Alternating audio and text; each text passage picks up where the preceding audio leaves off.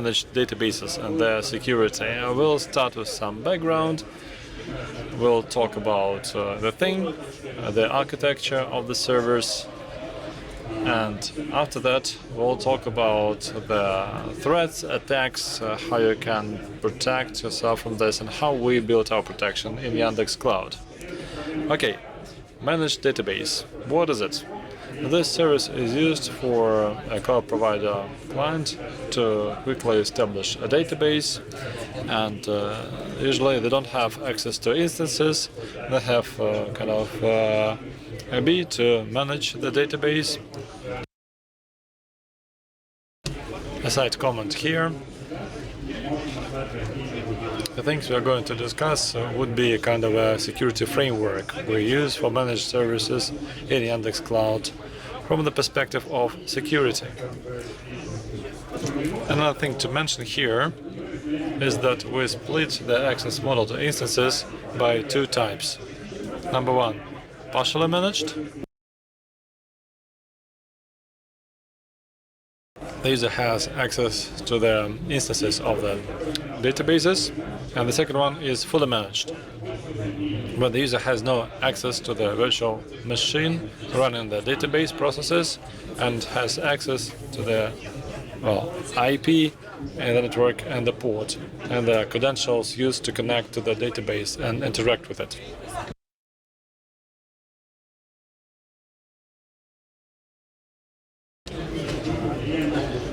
A brief description of the infrastructure of the client of Yandex Cloud using the PostgreSQL database. So they have a virtual machine in the compute service. They have a file storage, a balancer, maybe for the client to join, and some kind of a virtual private network of the user. Okay. If we want MDB for the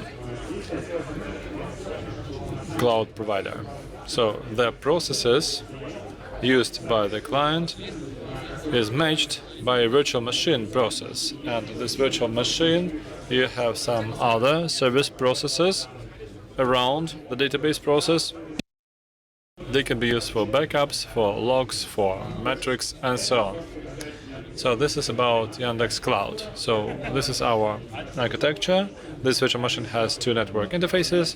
One is looking into the client network. The other one is looking into the management network. And so they deal with. So they work through the web interface. One more thing.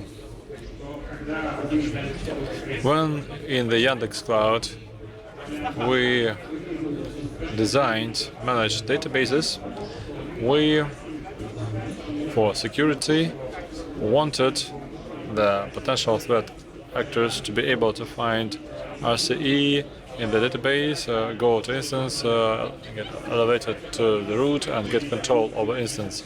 That's why we isolate instance, a virtual machine. And this means that one virtual machine matches maximum one client. To the left, you can see many small signs. We will not go into detail.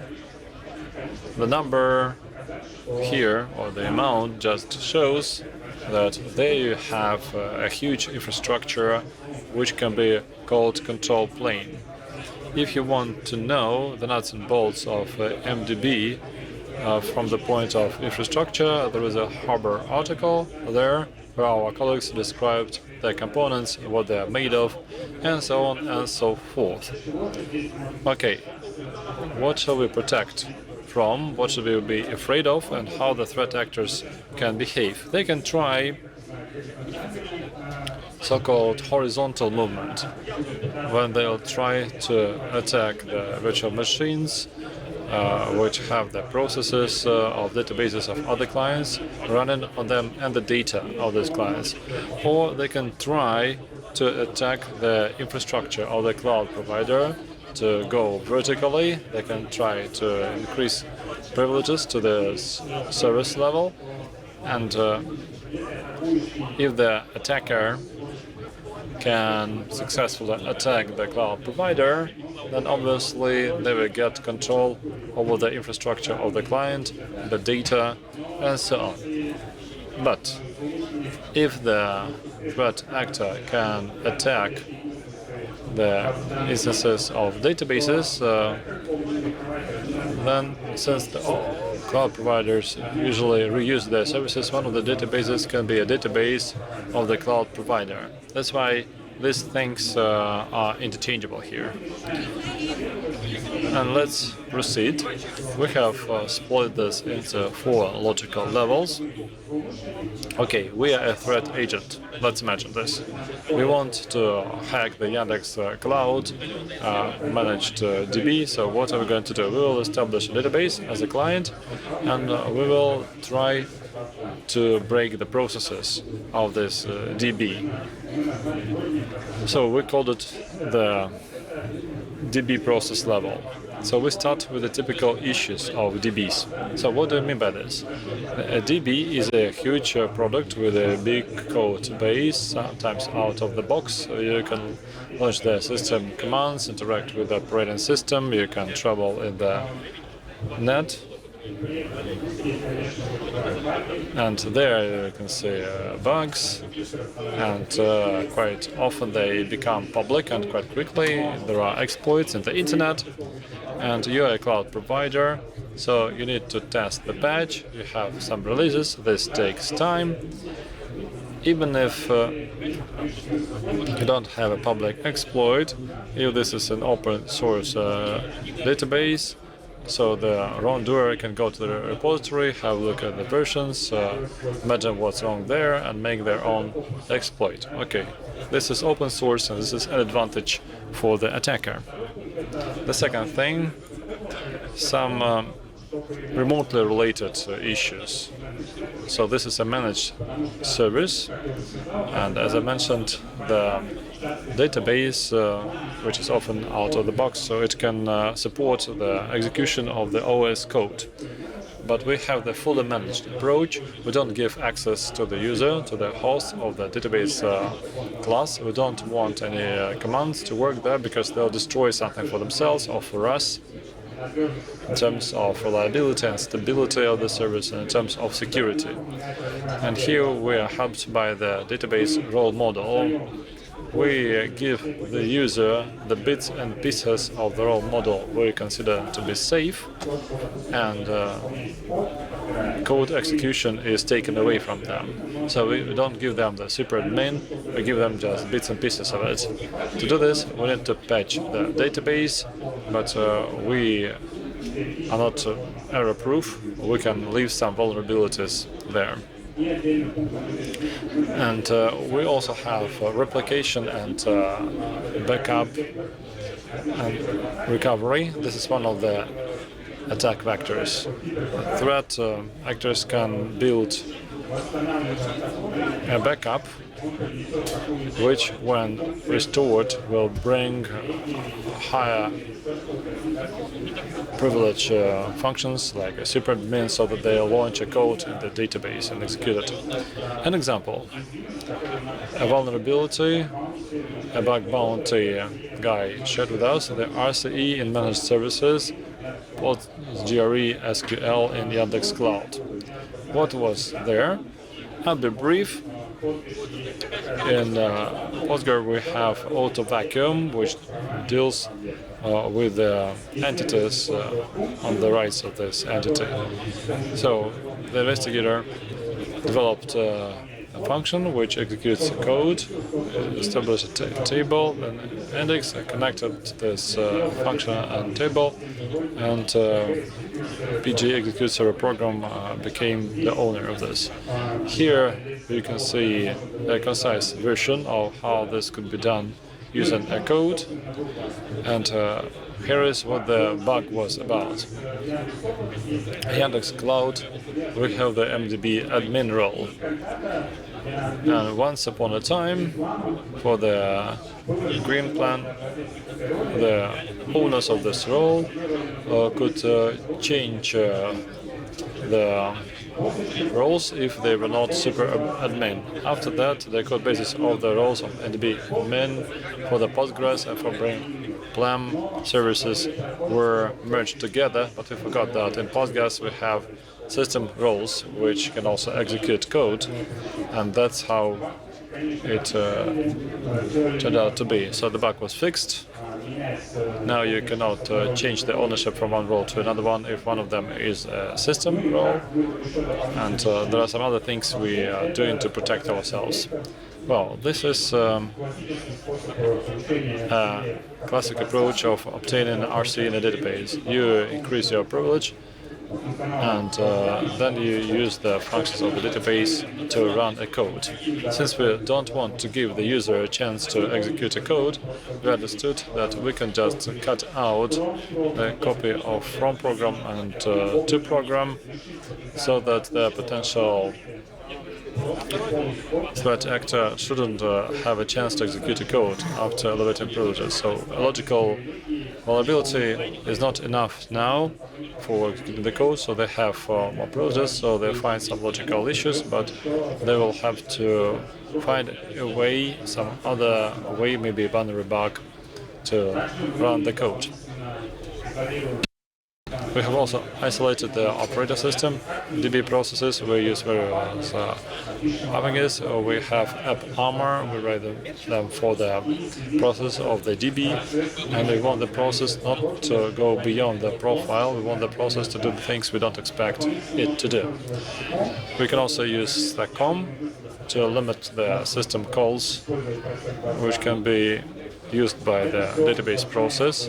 All of this makes life much more difficult for the threat actor when he or she is trying to look for and exploit core or nuclear vulnerabilities. You can also have a list of capabilities. You can also have non-new briefs and permanent sets, so that the process should have some other capabilities. You can also use containers for more insulation. We also believe that this is maybe too much of a good thing, because our installation unit is instance, but we support using several namespaces to isolate the processes to make life more difficult for the threat actor. We also collect logs. We also collect AppArmor logs, and we respond to this to see if we are attacked, how we are being attacked, how to mitigate the vulnerability, and so on. And the next level is this service level. This stems from the fact that we have a managed service. Here's another look at the same scheme. Here we can focus on this. The DB process runs on a virtual machine with two network interfaces. One of them is for the user, the other one is for the network.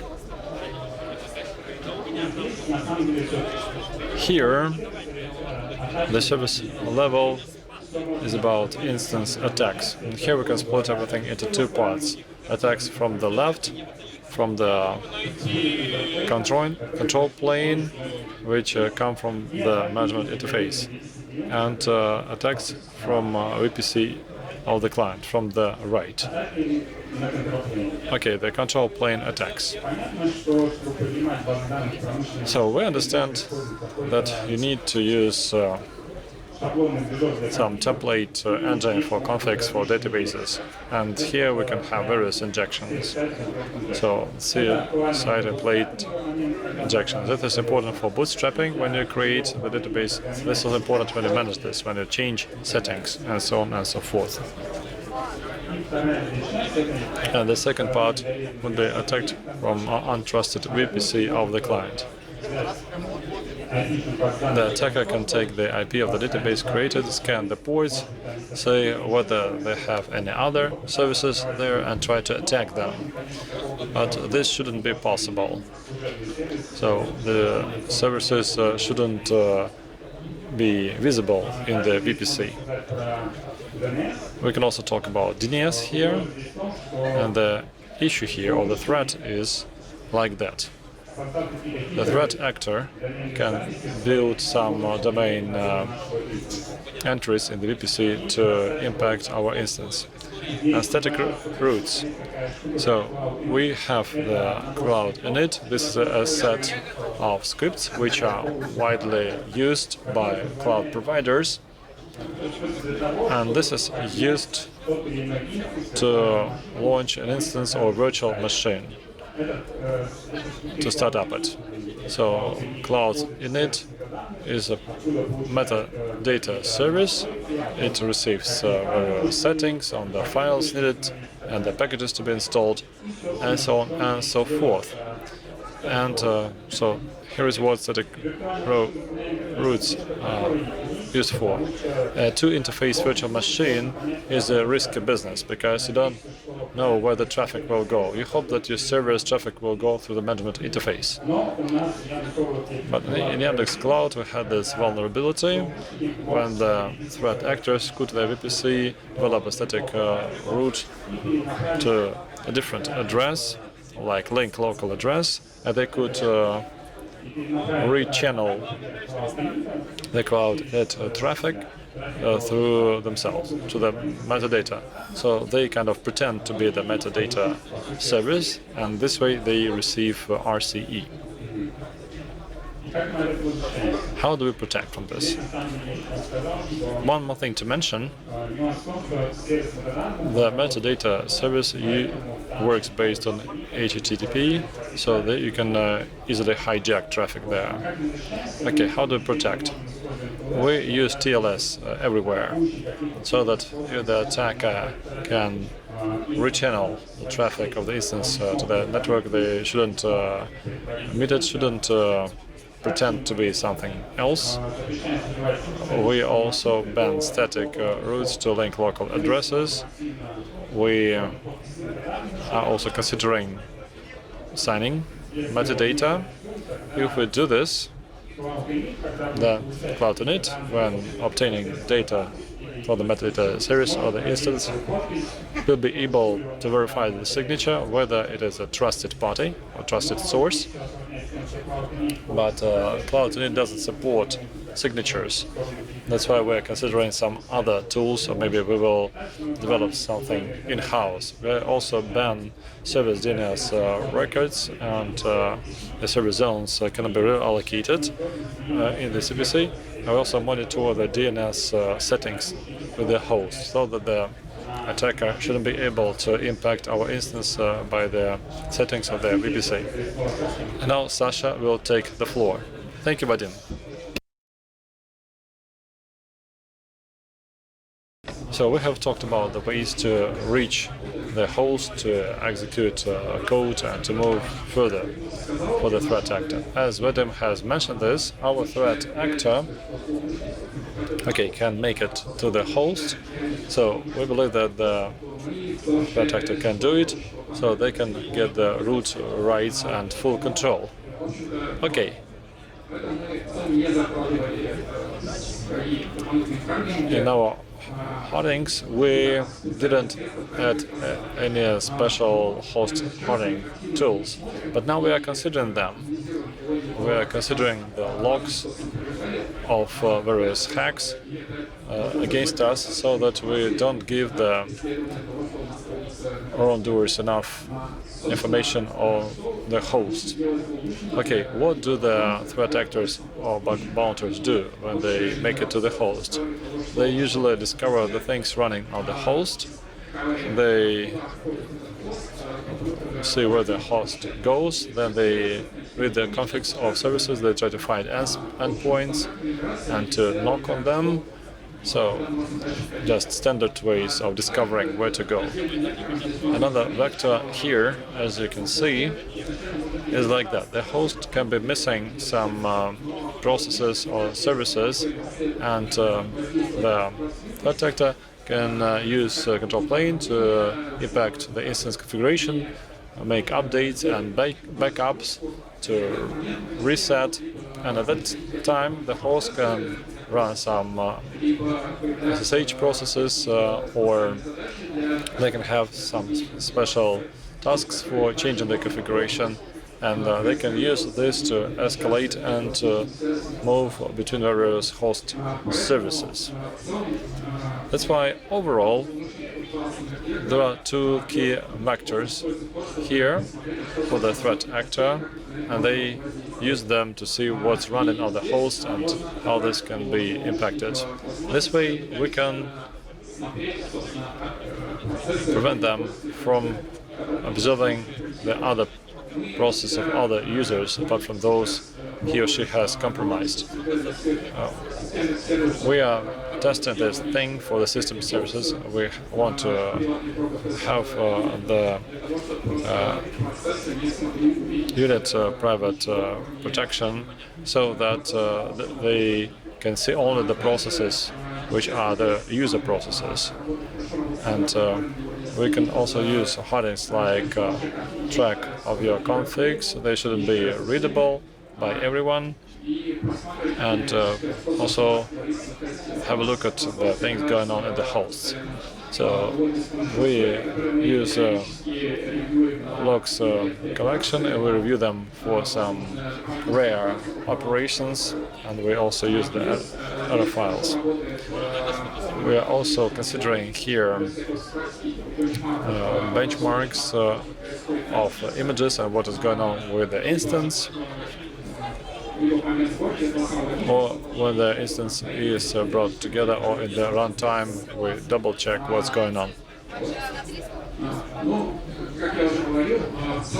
Overall, if the threat actor has made it to the host, then preventing them from reaching the root is not an easy thing. It's next to impossible if you haven't tightened the whole system using Linux.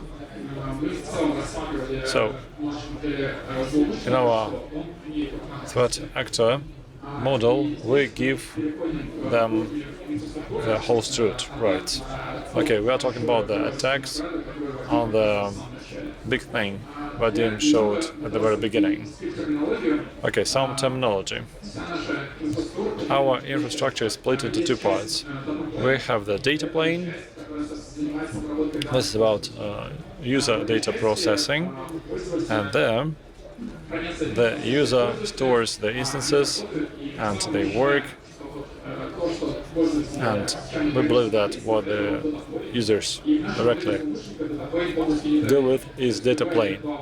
So any virtual machine from data plane can be compromised at any time. On the other hand, we have the control plane, and this is a more or less trusted environment. These are usually the services we develop on our own, and we can design them the way we like it in terms of the architecture. At the same time, the control plane is one for all, meaning that we have the following picture. Data plane is a single tenant service. Every client receives a copy or an installation of storage management system, and control plane is a multi-tenant service supporting several data planes, and if they control it, they can move horizontally between various data planes.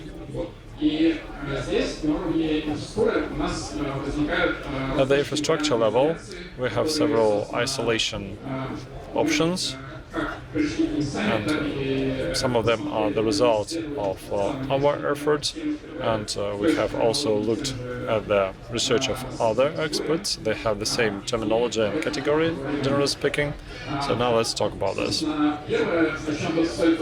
Okay, the first thing, data level isolation. What does it mean? So we deal directly with the client data, and they are in the data plane of the client, and the client can get to this data plane. Initially, if the client can go to the instance, there shouldn't be any other data of other clients in this instance. So the virtual machine is allocated to one cluster and is not reused if the database false, all the instances are killed. If an instance exists, it exists for one base, and that's it. This way, if the threat actor cracks the instance, okay, maybe they will see their data and corrupt it, but that's all they can do. The next thing, talk about isolation. This is network isolation. And there are two similar vectors here. So we can isolate data planes from each other, and we can isolate data plane from control plane.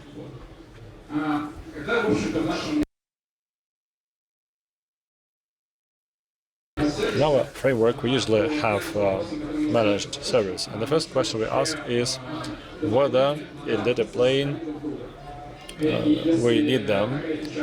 If this feature is not needed, then our network can be disaggregated.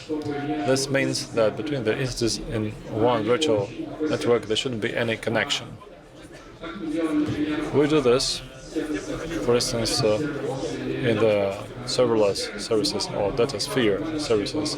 In managed DB, we cannot do this because a database is a cluster of several nodes, and they have inter-cluster communication. They exchange data, replications, primary replics, and so on. That's why here we can use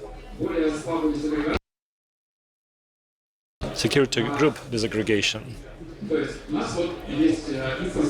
So we have instances related to the cluster of two clients, and each of these node groups have their own personal security groups. Inside the group, the instances can move around, but between the security groups, the instances can move only the way it is allowed by the security groups.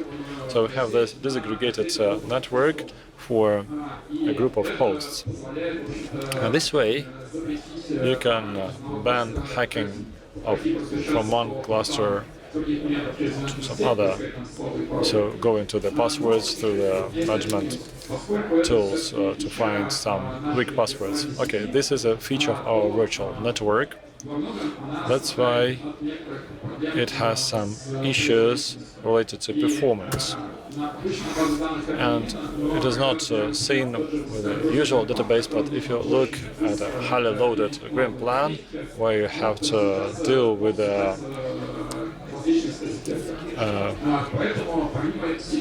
packages very quickly, some differences can be some effects. That's why we use API tables in the hosts, and so the threat actor can remove this API tables rules. But since we have it everywhere in our network management, the threat actor this way will be just open to the text of another threat actor, but they will not be able to go through the API tables with another host. And the data planes or the clients are isolated from each other, even with the support of API tables, which is stronger in performance. Все примерно понятно. А что с So what about our control plane? Our control plane depends on the architectural decisions and solutions. Control plane and data plane would communicate via push model or pull mail. So either the control plane will push the configuration to the instance where it would pull that data. In essence, each of these models has its own drawbacks, deficiencies. For instance, in a push model, we would make our life easier just because control plane and data plane do not need any credential in order to communicate. But we would get some interesting side effects, protocols which are being used in order to help control plane and data plane to communicate. For instance, control plane may be used in order to impose our configuration to the clients. When we have a push model, we try to add some extra checks and verifications so that control plane will not be redirected, or actually it would validate that it actually came to where it was supposed to go. Pull model has another set of problems. It is related to the hosts. As far as we have a multi-tenant control plane, we would need some authorization, because if some node asks for certain data, it should get the data it needs, not any other data. And if you actually fail with service codes and offer more access to more data than is required, it would be a very poor situation. That's why for pull model, you always have to distribute the credentials to make sure that the client will not get the data of other clients. Here we have both models in the cloud, and mostly in our security framework we try to use the push model, because in essence this is much smarter. It's much easier to make sure that a control plane is not rendering more information than is required. But in terms of database management, we are a little bit limited by how we provide information for updating. We are using SaltStack, and in that case we are using the SaltUp protocol, which is a two-way street. So there is a publish and request for a configuration. In that case we are using the authentication at the level of the salt masters, and our nodes would get only the configurations they are entitled to, they are authorized to get. And once there is no vulnerability in salt masters, then the situation is pretty safe. And backups, that's another model. That's a quite critical service, critically important one. And the client's data would go to some multi-tenant control plane. But here we try to isolate the place where backup would go, and especially for for every client we would get a certain set of keys which actually would have an access to that suite packet only, and there will be encryption keys being created specifically for that, so that the client would get the encryption keys only for their own data set. So it means that we get a total isolation in terms of the rights. The rights-based isolation, and I jumped the gun a little bit, this is what I spoke about. If we use the pull model, then any communication between data plane and the control plane should be rights-based. There should not be global rights for the access to configuration for IPs in control plane. There should be no globalized rights. And we can speak about the installation of updates. As the experience of the last 3 weeks showed, some cloud providers actually could see a lot of vulnerabilities, and at the end of the day, and an update could be pushed to the clusters of other clients. So that's a big problem. And if actually there are vulnerabilities from the side of control plane, then actually this is the way to hack the service of other clients. We use the automated monitoring of vulnerabilities,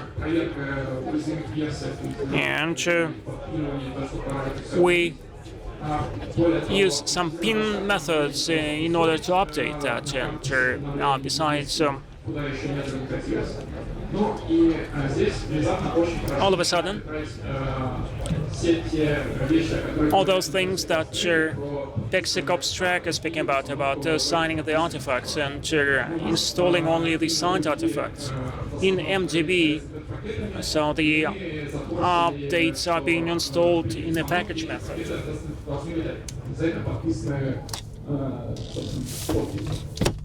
And these packages have to be signed with a signature, and that means that we are installing only the packages which are being signed. And the malusers, in order to get through our security system, they have to mine a key to get through our CI, to get a key, and only after that they can push the update, the malicious update. That sounds good, but you have to see the bigger picture. All in all, from time to time you have to validate that nothing goes wrong. And in that case, actually, we see benchmarks of different instances or setups of the virtual machines.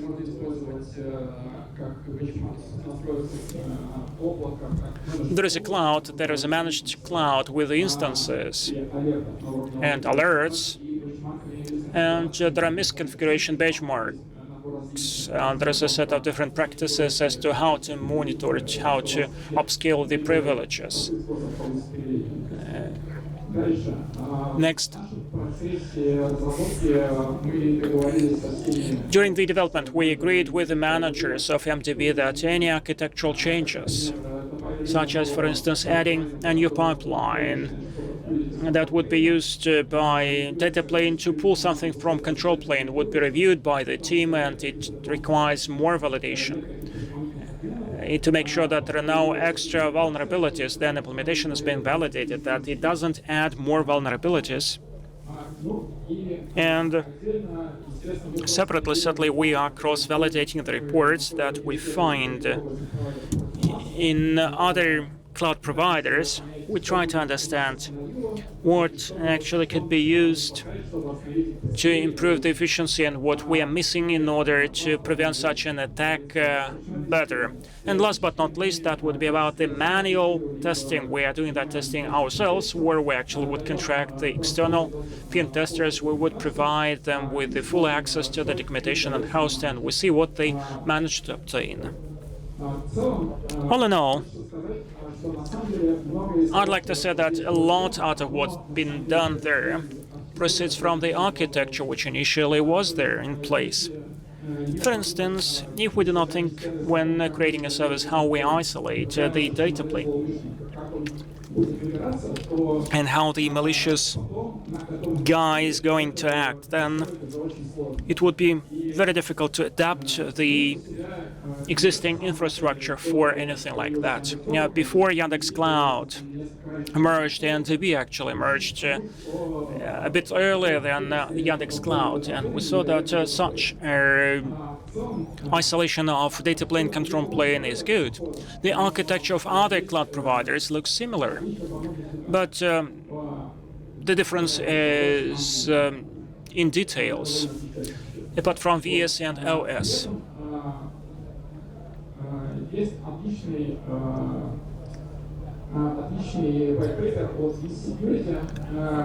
But there is an excellent white paper from Wiz Security as how multi-tenant services have to be built, how you have to make sure that tenancy does not make clients impact other tenants, and what moments you have to bear in mind.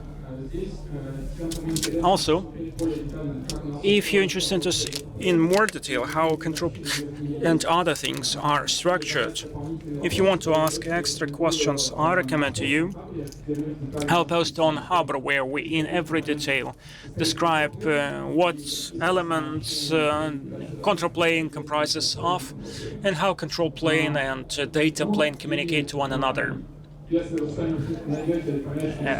If you find something missing, get in touch with me, or you can check that in the chat box.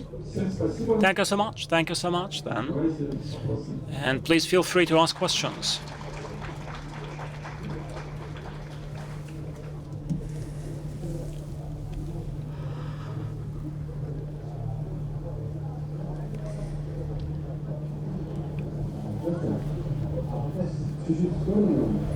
I have the following question as far as way of managed and based. I have a question about the partially managed services.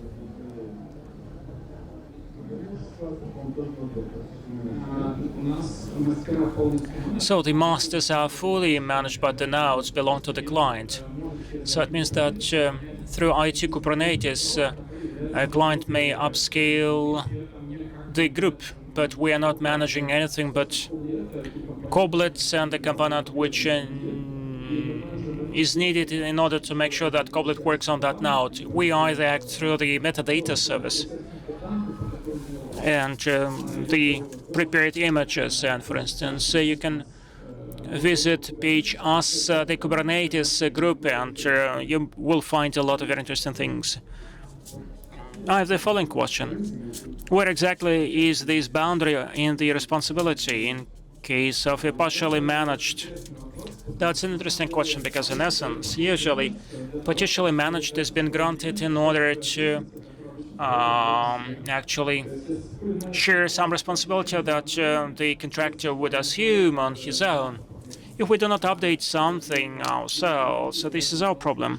But in terms of the partially managed situation, this is the way to actually let the client opportunity to update as much as possible. So the boundary, this is up to the provider to decide.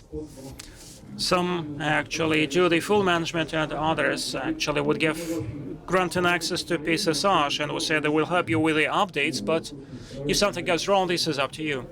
Well, in case of a provider, Yandex Cloud, what can you tell us about that? Well, actually, we see what we are ready to assume. Are we ready to be responsible for the security of the client? That's very difficult. We're ready only to provide some help, some support. We can add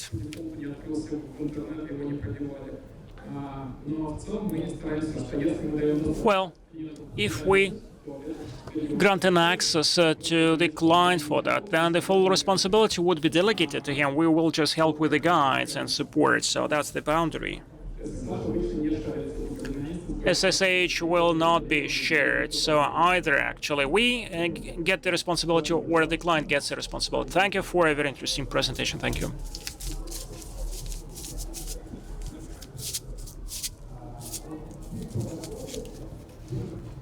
The question is off mic.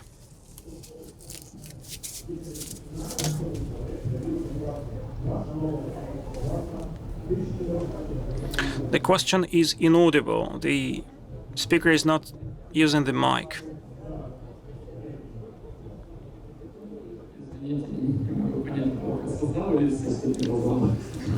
Is it a question from our room or from the neighboring room?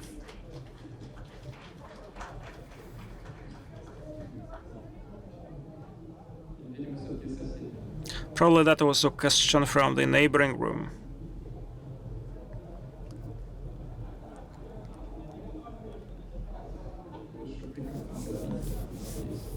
Take a mic, please, I think. My name is Alexander. Virtual machines and database management. Are they being managed by the same mechanisms on the cloud platform, or there might be some standalone service nodes? Well, I think that we are using the dog fooding model almost always. We are using the same versions of service that we render to our clients, and sometimes we have some private features. Out of what you may know, this is PV6, which is available only inside the cloud. We are not sharing that with the client, but these are the virtual machines, VMs that the clients would get. They would live in some specific service cloud. The only thing is that Control MDB, control plane, has the right to connect that VM to two networks, the client's one and non-client's one. So extra features would proceed from certain rights, not from the configuration of the VM. So that's a very complex system, meaning that that's a service cloud.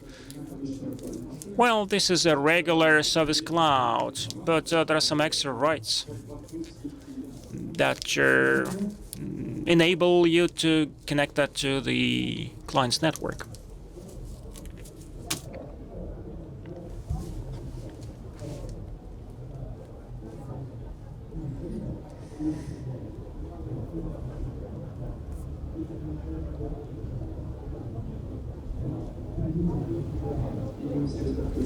I think that everyone is tired.